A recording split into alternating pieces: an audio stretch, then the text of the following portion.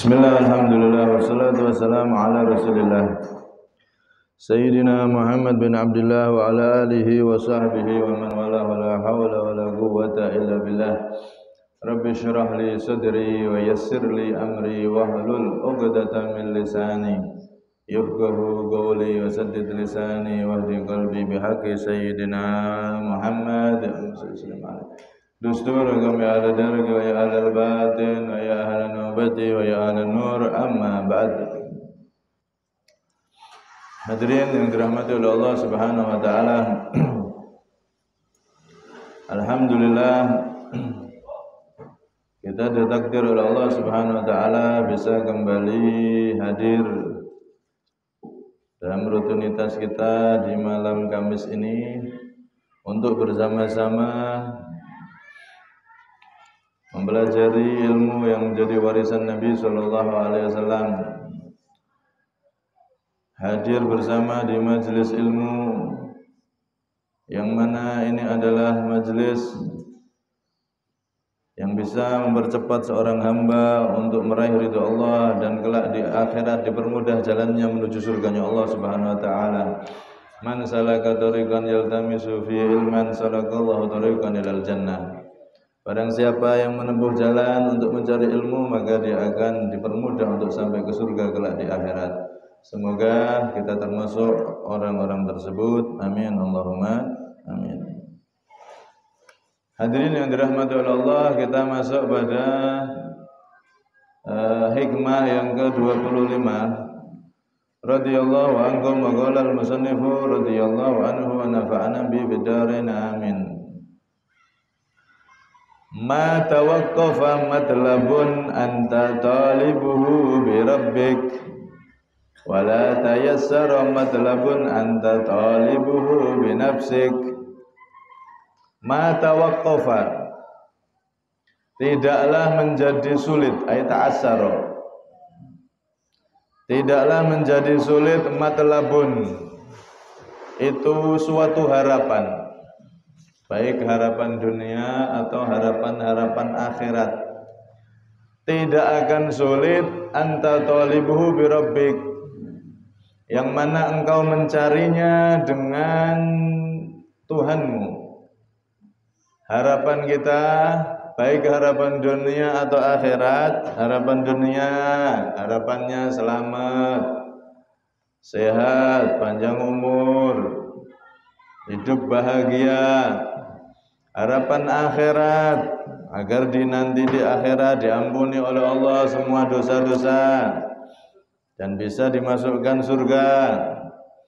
Harapan di dunia maupun harapan di akhirat kelak, itu semuanya tidak akan sulit jika kita mencarinya itu dengan melibatkan Allah Subhanahu wa taala. Sebaliknya wala tayassara matlabun, dan tidaklah menjadi mudah matlabun, suatu harapan anta talibuhu binafsik, yang mana engkau mencari harapan tersebut dengan dirimu sendiri, tidak melibatkan Allah Subhanahu wa taala. Harapan yang dicari oleh seseorang tanpa melibatkan Allah, dia bersandar dengan kekuatannya, bersandar dengan hartanya, bersandar dengan kelebihannya, dan lupa dengan Allah, maka harapan tersebut tidak akan menjadi mudah alias sulit. Karena itu di sini kita diajari oleh beliau agar semua harapan kita itu libatkan Allah di situ biar gampang. Karena Allah akan ngasih taufik, pertolongan. Sebaliknya, kalau harapan kita tidak melibatkan Allah di situ, maka harapan tersebut akan sulit terwujud. Orang-orang dulu itu menanamkan hal ini kepada anak-anaknya itu sampai-sampai mereka itu kalau anaknya minta sesuatu, Pak, orang-orang soleh dulu itu, anaknya misalkan kalau sekarang itu minta es krim, masih kecil-kecil itu, minta mainan. Namanya anak kan langsung minta ke orang tuanya, Pak, minta mainan, Pak, minta, Mak, minta. Orang dulu ngajari anaknya, sebelum minta ke orang tua, mereka ngajari, minta dulu sama Allah. Anak, mau es krim, mau mainan, ayo doa dulu sama Allah, minta sama Allah dulu. Diajari, ya Allah, saya minta mainan, ya Allah, saya minta es krim, baru dibelikan es krim. Dari harapan-harapan yang kecil, yang remeh. Mereka dulu itu ngajari seperti itu. Orang-orang dulu itu riwayatnya ketika ngajari anaknya itu seperti itu. Minta apapun, punya harapan apapun, keinginan apapun, semuanya diarahkan oleh orang tuanya, dibimbing agar selalu disambung kepada Allah Subhanahu wa taala. Nah, ini sakit kita tiru, bisa kita tiru. Yang punya anak, dalam mendidik itu seperti itu. Minta apa, suruh doa dulu, minta sama Allah dulu. Dari kecil. Sehingga dia terbiasa apa-apa Allah, apa-apa Allah, semuanya Allah dulu. Ini orang-orang dulu dalam mendidik, harapan yang kecil saja dididik supaya melibatkan Allah di situ. Dan ini sesuai dengan firman Allah di Al-Qur'an, ya ayuhan nas antumul fuqara'u ilallah wallahu wal ghaniyyul hamid. Wahai manusia, antumul fuqara, kalian semua itu adalah al-fuqara, orang-orang yang selalu membutuhkan ilallahi, kepada Allah.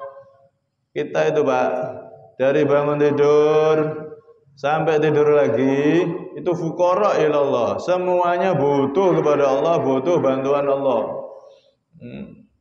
Semuanya butuh pada bantuan Allah.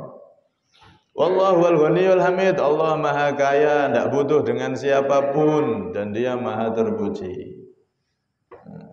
Karena itu kalau dipikir-pikir, kita ini kadang-kadang banyak lupa kepada Allah, kadang-kadang seakan-akan sombong sama Allah. Contoh yang mudah lagi, ada orang tua punya anak sakit, harapannya pengen sembuh. Namanya orang tua, pasti pikirannya macam-macam sudah, anaknya pengen sembuh.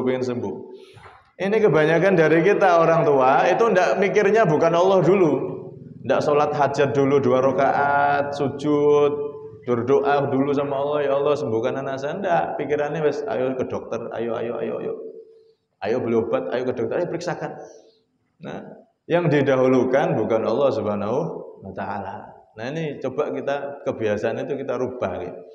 Ya Allah, sebelum kita ke dokter, sebelum kita beli obat untuk anak kita, untuk keluarga kita, atau bahkan untuk diri kita, maka doa dulu yang khusyuk sama Allah. Ya Allah, nyuwun sembuh Gusti. Kalau syukur-syukur sholat 2 rakaat, sholat hajat. Nah, Nabi kan ngajari sholat hajat. Bahkan dianjurkan sholat hajat itu setiap saat. Karena itu ulama-ulama dulu itu kalau sudah ba'da maghrib, mereka itu sering dan berusaha istiqomah sholatnya itu 6 rakaat Pak.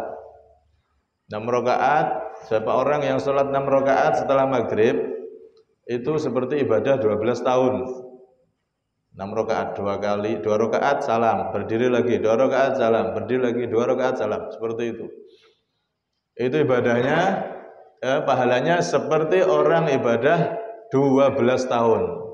Itu sekali, sak maghrib. Besok maghrib sholat lagi 6 lagi. Besok kalau setiap hari berapa itu setahun.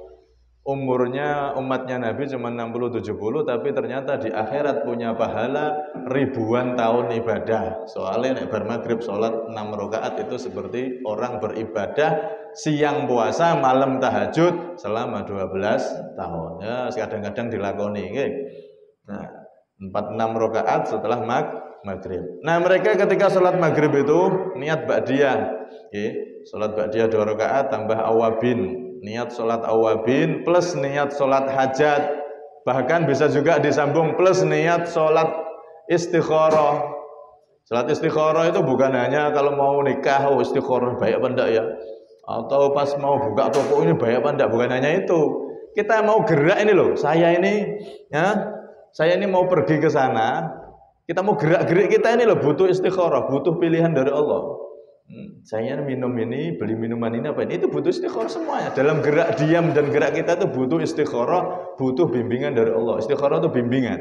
Karena itu para ulama dan di dalam agama kita itu dianjurkan setiap saat sholat hajat, setiap saat sholat istikharah. Jadi ketika bermaghrib itu niatnya akeh. Niat ba'diyah maghrib, niat awabin, niat istikharah, niat sholat hajat. Allahu Akbar. Sehingga dalam satu hari itu dibimbing oleh Allah, hajatnya dikabulkan oleh Allah. Setiap hari sholat hajat, setiap hari sholat istikharah, 6 rakaat setelah maghrib itu tadi. Itu mereka punya kebiasaan seperti itu, orang-orang soleh. Jadi mereka selalu sholat hajat setiap hari, minta semua hajatnya, baik hajat kecil atau hajat besar, selalu melibatkan Allah Subhanahu wa ta'ala. Harapan kecil atau harapan besar selalu mendahulukan Allah Subhanahu wa ta'ala. Baru kalau sakit beli obat, setelah dia berdoa sama Allah, minta sama Allah, baru ke dokter, baru melakukan ini itu, usaha ini itu, tapi sebelumnya diawali dengan meminta kepada Allah Subhanahu wa ta'ala. Nah kita kan biasanya boten, pusing, nah ini kan harapannya hilang pusingnya ini, tapi pikirannya langsung obat ini, obat itu, tidak mikir Allah sih, ya Allah kok pusing nyuwun maras Gusti, baru obat. Jarang seperti itu, ya pusingnya langsung obat. Pikirannya langsung hati ini nyantolin yang obat. Enggak nyantol dulu ke Allah, tapi langsung ke obat. Lapar, langsung nyantolnya ke makanan. Kan begitu kita. Nah, orang-orang saleh itu enggak, pusing kah, lapar kah, mintanya sampai Allah. Lapar Gusti, baru makan. Makanya di Al-Qur'an tadi disebutkan kita ini selalu membutuhkan Allah. Tapi terkadang kita dalam aktivitas sehari-hari itu sering bahkan meninggalkan Allah, tidak mendahulukan Allah, tidak melibatkan Allah di situ. Dan ini juga sesuai dengan ajaran Nabi. Nabi ngajari kita kan, setiap saat mau apa, melakukan apa itu baca bismillah, biar ingat sama Allah. Mau makan bismillah, setelah makan alhamdulillah. Itu kan ajarannya Nabi, agar setiap apapun dalam kegiatan kita itu semuanya melibatkan Allah Subhanahu wa ta'ala, untuk menunjukkan kita itu orang yang lemah, selalu butuh kepada Allah. Kalau kita tidak melibatkan Allah kan seakan-akan kayak orang sombong, Pak. Seakan-akan kan kayak orang sombong, seakan-akan, cuman kita tidak sadar. Loro, aku so nambani obat iki. Seakan-akan kan begitu. Makanya soal itu ketika Nabi Musa itu pernah saya ceritakan nih. Nah, ini buat apa diulang? Pernah apa belum ini? Nabi Musa suatu ketika pernah sakit gigi. Nek loro untu kan, ya Allah, kok sakaratul maut. Loro kabeh ndak karu-karuan. Jarene lorone ndak karu-karuan. Ya memang loro ya. Loro untu Nabi Musa ini pernah sakit gigi. Ya Allah, sakitnya ndak karu-karuan. Minta sama ya Allah, minta obat ya Allah. Akhirnya dikasih tahu oleh Allah, ya Musa, obatnya itu ini, rumput ini di tempat ini, ambil rumput itu kunyan. Nah, cuman riwayatnya rumput itu tidak disebutkan. Boh suket apa nih? Mau disebutnya enak ya, bisa ditiru. Cukup suket itu dikunyah sampai Nabi Musa hilang. Setelah beberapa saat, beberapa lama, berhari-hari, setelah beberapa hari gitu, Nabi Musa sakit lagi. Pas sakit, tidak minta sama Allah, langsung ambil suket itu, ambil rumput itu, diambil dikunyah. Tambah sakit. Ditambah lagi kunyah, tambah sakit. Langsung ya Allah, kok ini tambah sakit. Kemarin engkau perintahkan oleh Allah untuk ngambil rumput ini, tak kunyah 1-2 kali langsung sembuh, sekali langsung sembuh. Ini 2 kali 3 malah tambah sakit. Wahai Musa, yang pertama kamu melibatkan aku di situ, makanya tak kasih sembuh. Yang nyembuhkan siapa Musa? Rumput apa aku? Ya engkau ya Allah. Semua penyakit, kesembuhannya semuanya dari engkau ya Allah. Makanya yang pertama kamu melibatkan aku. Nah itu wasilah perantara aja, akhirnya kamu sembuh. Dan yang kedua ini kamu tidak melibatkan aku, kamu asal ngambil, tidak melibatkan aku. Ya wes, cari kesembuhan dari rumput itu. Tidak bisa kan? Tidak bisa. Karena itu di sini kita belajar ya, dari hal-hal yang kecil, harapan-harapan kecil, keinginan-keinginan kecil itu berusahalah selalu libatkan Allah. Apalagi keinginan-keinginan besar, pengen usahanya lancar, pengen anaknya berhasil, pengen ini, pengen itu, yang lebih besar dari makanan, yang lebih besar dari sakit pusing, yang lebih besar dari itu semua, matlab keinginan-keinginan itu harus libatkan Allah agar jadi mudah. Kalau Allah tidak dilibatkan, maka la tayassar, tidak akan jadi mudah alias sulit. Nah, pengen mudah, di situ Allah ngasih pertolongan, keberkahan, maka libatkan Allah. Karena itu di dalam ajarannya Nabi, kita kalau mau kerja itu kan dianjurkan oleh Nabi, dianjurkan oleh Nabi sebisa mungkin untuk sholat duha. Sholat duha itu pelancar rezeki. Ya, sholat 5 waktu ya dijaga. Tapi tambahi sholat duha sebelum berangkat, atau pas berangkat nanti mampir di masjid jam 7, sholat 2 rakaat. Libatkan Allah dalam pekerjaan kita sehingga hasilnya nanti mudah dan berkah. Kalau enggak kita libatkan Allah, apalagi sholat 5 waktu enggak sholatnya, susah Pak, susah, kesel akhirnya. Untuk duit akeh hilangnya cepet. Ini terjadi, diakui tidak diakui. Orang kalau jauh sama Allah, enggak melibatkan Allah, saya pengen cair rezeki sendiri saya. Wes tidak perlu sholat aku, tidak butuh sampai Allah. Seakan-akan begitu, walaupun dia tidak ngomong, tapi kelakuannya, perlakuannya meninggalkan sholat 5 waktu itu seakan-akan kan ngomong gitu ya, nggak butuh sama Allah. Saya penting saya kerja keras, modal saya besarkan, barang saya lengkapi, selesai, dapat uang banyak saya. Seakan-akan kan begitu, walaupun lidahnya tidak ngomong, tapi dari hal, dari keadaannya dia seakan-akan ngomong gitu sama Allah. Orang seperti ini walaupun dapat banyak Pak, enteknya cepet, tidak ada berkah, dan dia susah payah cari itu, banting tulang, wis tidak karu-karuan. Kenapa? Karena tidak melibatkan Allah. Coba kalau kerja, kalau usaha, punya harapan ini harapan itu, libatkan Allah. Itu tadi sholat duha, itu menjadikan lancar rezeki, menjadikan berkah rezekinya. Rezeki yang didapatkan berkah, tidak cepat habis. Nah, kita kan kadang seperti itu, uang banyak loh, kok entek cepat. Ini tidak berkah. Coba diteliti, mungkin karena dalam harapan cari rezeki itu kita tidak melibatkan Allah Subhanahu wa taala, kita lupa dengan Allah Subhanahu wa taala. Akhirnya yang kita dapat sulit, akhirnya yang kita dapat susah payah, tidak kumpul-kumpul, kurang terus. Padahal ya dapat banyak, tapi keluarnya lebih banyak. Nauzubillah min dzalik. Karena itu di sini kita diajari oleh beliau, diingatkan oleh beliau, sebisa mungkin semua harapan, semua keinginan, baik keinginan dunia, lebih-lebih keinginan akhirat, maka jangan lupakan Allah Subhanahu wa taala, selalu libatkan Allah Subhanahu wa taala. Semuanya kita libatkan Allah Subhanahu wa taala biar mudah dan berkah. Wala ta'assara matlabun anta talibu binafsik. Kalau kita mencari harapan itu tidak melibatkan Allah, hanya mengandalkan kekuatan, harta, kelebihan kita saja, maka la tayassar, tidak akan jadi mudah alias sulitnya minta ampun, sulit dan begitu capek. Kadang sering terjadi kan seperti itu, anaknya pengen jadi anak yang berhasil, wis yang penting tak biayai, tak masukkan sekolah favorit, tempat yang favorit, sudah jadi, sudah ngandalkan biaya, ngandalkan sekolah favorit, sepenting tempatnya favorit, udah anakku pasti jadi. Tidak bisa Pak seperti itu. Harus dilibatkan Allah setiap saatnya. Sampai doakan anaknya biar berhasil, belajarnya biar berhasil, ilmunya manfaat, harus disambungkan ke Allah, harus melibatkan Allah. Jangan hanya penting biaya, tempatnya favorit, selesai pasti jadi. Tidak bisa seperti itu. Harus orang tua juga prihatin, selalu mendoakan anaknya agar pendidikannya berhasil. Dan ini cara yang dipakai orang-orang dulu. Orang-orang dulu seperti itu semua.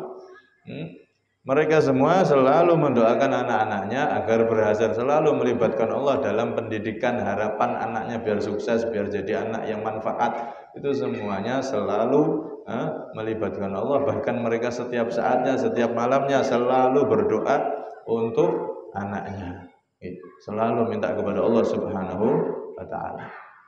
Imam Ghazali itu ayahnya seorang yang biasa, tukang jual manisan. Kalau sekarang mungkin kayak es, gitu, jual es. Orang penjual biasa. Nah, tapi beliau punya cita-cita, punya harapan anaknya ini biar jadi ulama, biar manfaat untuk umatnya Nabi. Nah, beliau punya harapan, padahal beliau orang kecil, orang biasa.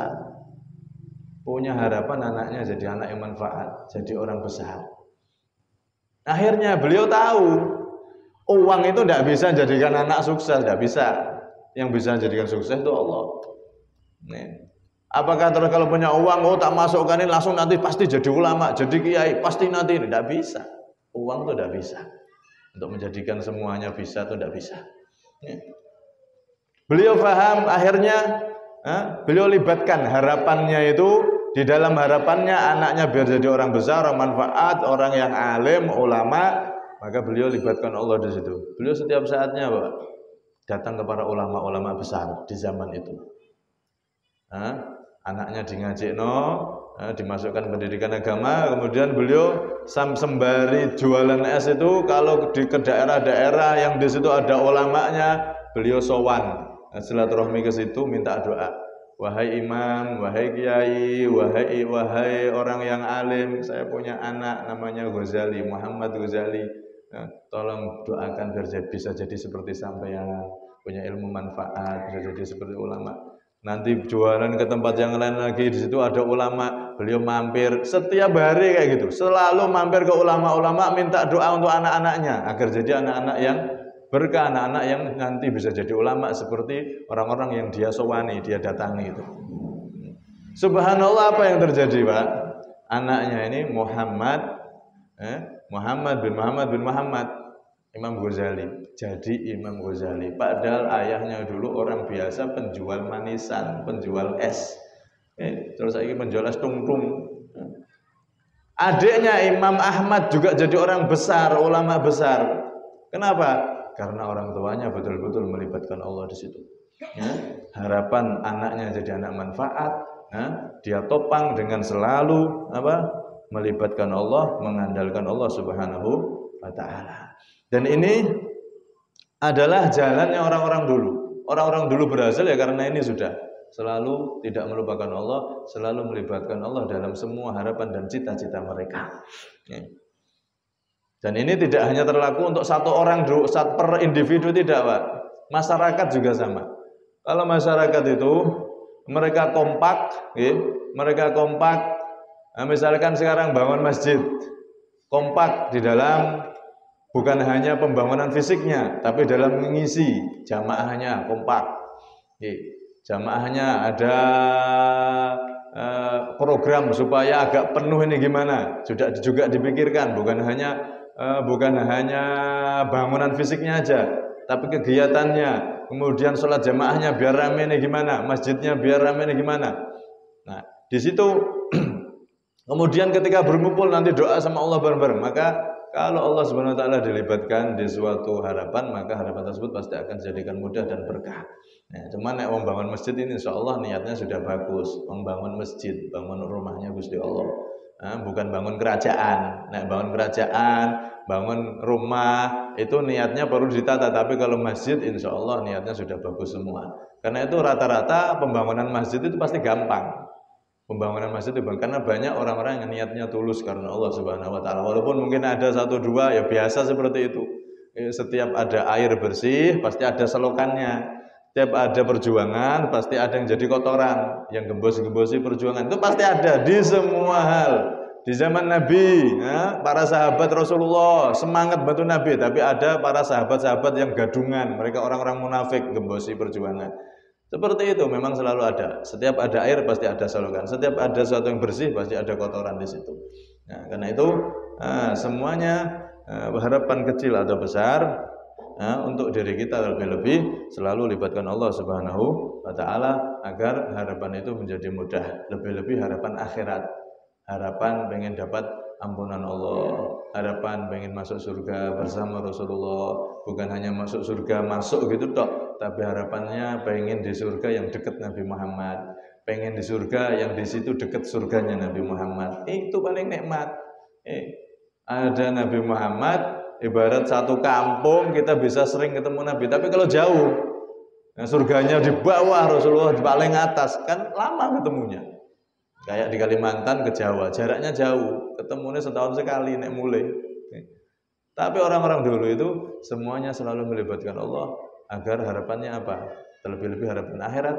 Mereka selalu meminta anugerah Allah, selalu minta ampun sama Allah, selalu baca istighfar, selalu minta ampun pada Allah, walaupun tidak maksiat itu loh, minta ampun mereka. Sholatnya kurang khusyuk ini itu, semuanya harapannya apa? Biar harapan besar mereka berkumpul dengan Rasulullah di surganya Allah, dekat dengan Nabi Shallallahu Alaihi Wasallam. Intinya, alhasil segala harapan kita, baik kecil atau besar, usahakan untuk selalu ingat Allah.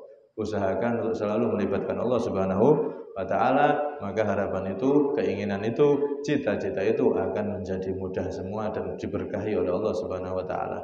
Sebaliknya, kalau kita tidak melibatkan Allah, kita merasa bisa sendiri tanpa melibatkan Allah, maka harapan tersebut akan jadi harapan yang sulit untuk dicapai. Harapan yang menjadikan kita capek, kesel, tidak ada hasilnya. Itu harapan dunia, apalagi harapan akhirat. Di dunia pengen hidup nikmat, di akhirat gimana harapannya? Juga sama kan, pengen hidup nikmat.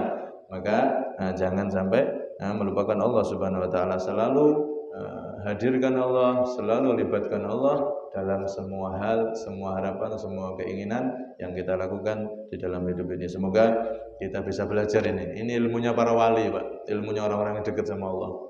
Semoga kita bisa belajar dari ini.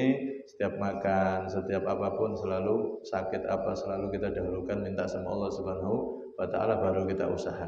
Ya, ini akhlaknya para wali, akhlaknya orang-orang soleh dahulu dalam diri mereka dan anak-anak mereka, dalam mendidik anak-anak mereka itu tadi.